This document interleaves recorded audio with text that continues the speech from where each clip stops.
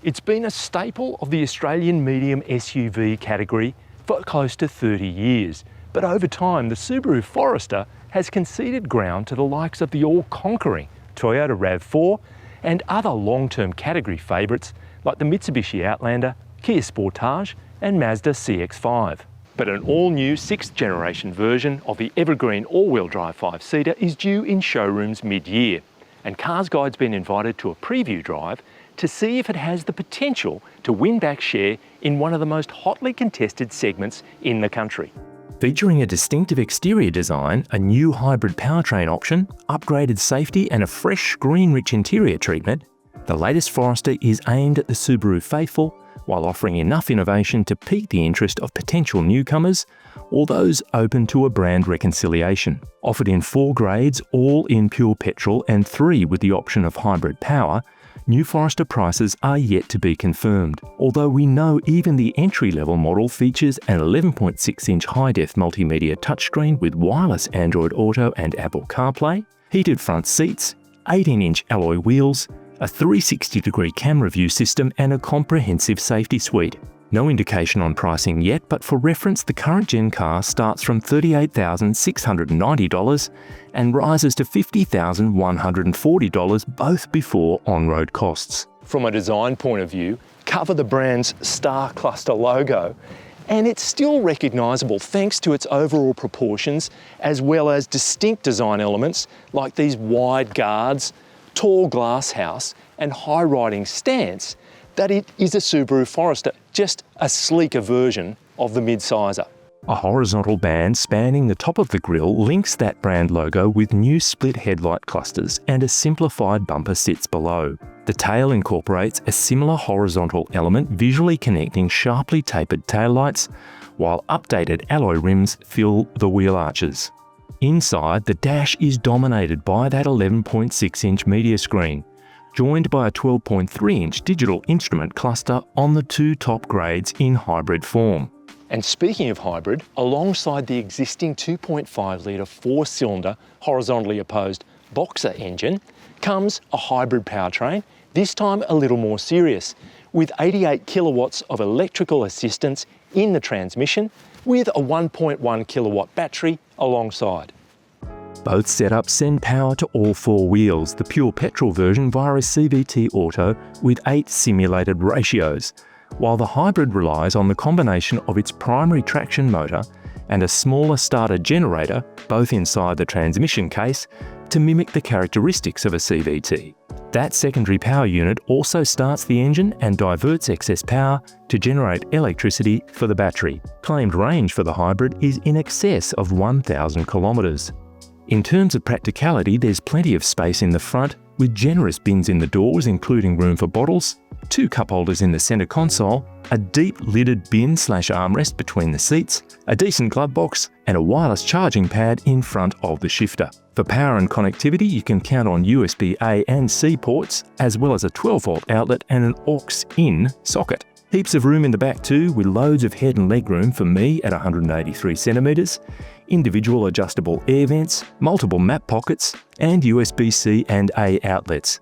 There are also 2 cup holders in the fold-down centre armrest. Boot capacity is around 790 litres with the 60/40 rear seat upright and close to 2,000 litres with it folded down. That's heaps, and a range of tie-down points, bag hooks and storage trays, plus a 12-volt socket dial-up usability. A power tailgate is standard on the premium grade and above.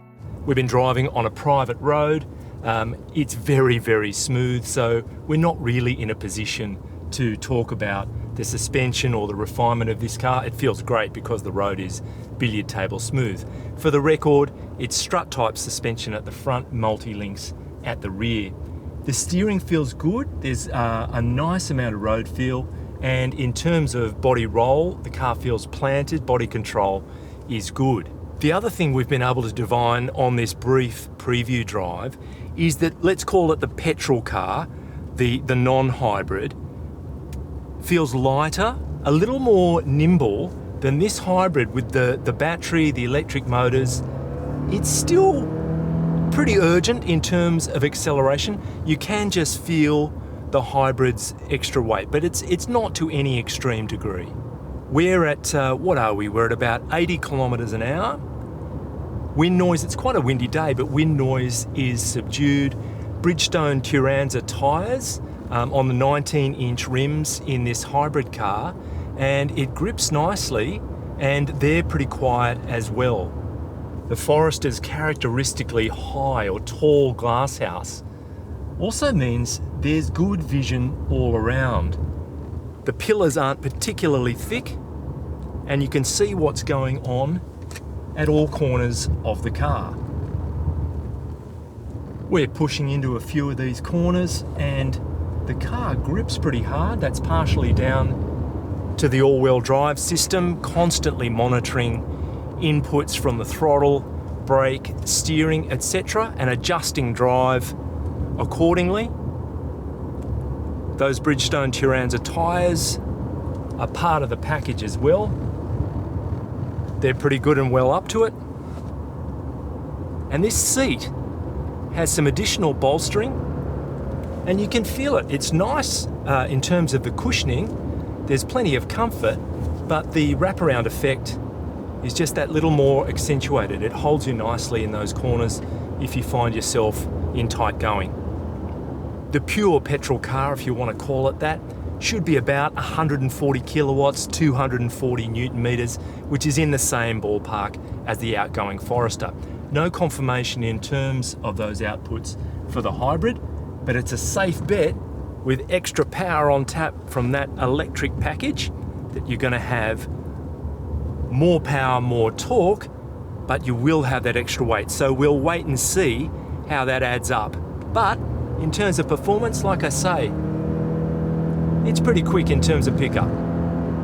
Interestingly, the disc brakes all around, well, that's no surprise, but there are ventilated discs front and rear, and we've had the opportunity to push on a little bit on this private road, squeeze the brakes pretty hard repeatedly, and they go on nice and progressively, wash off speed predictably, and you can come off the pedal and it doesn't upset the car's balance. So braking is pretty impressive. We had the opportunity to drive the car off-road over rocky trails as well as a few steepish descents, and the new Forester's 220mm ground clearance proved handy, while its multi-setting X-Mode system delivers impressive flexibility and controlled drive on a variety of broken and loose surfaces.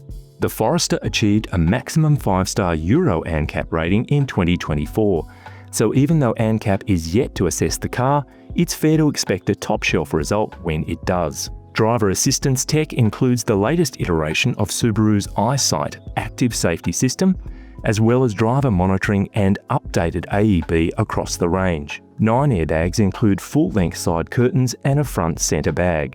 There are 3 top tethers for child seats across the second row, with ISOFIX anchors on the 2 outer positions. The new Forester will be covered by Subaru's 5-year unlimited kilometre warranty, which matches the mainstream market but trails an increasing number of competitors, sitting at 7 and even 10 years.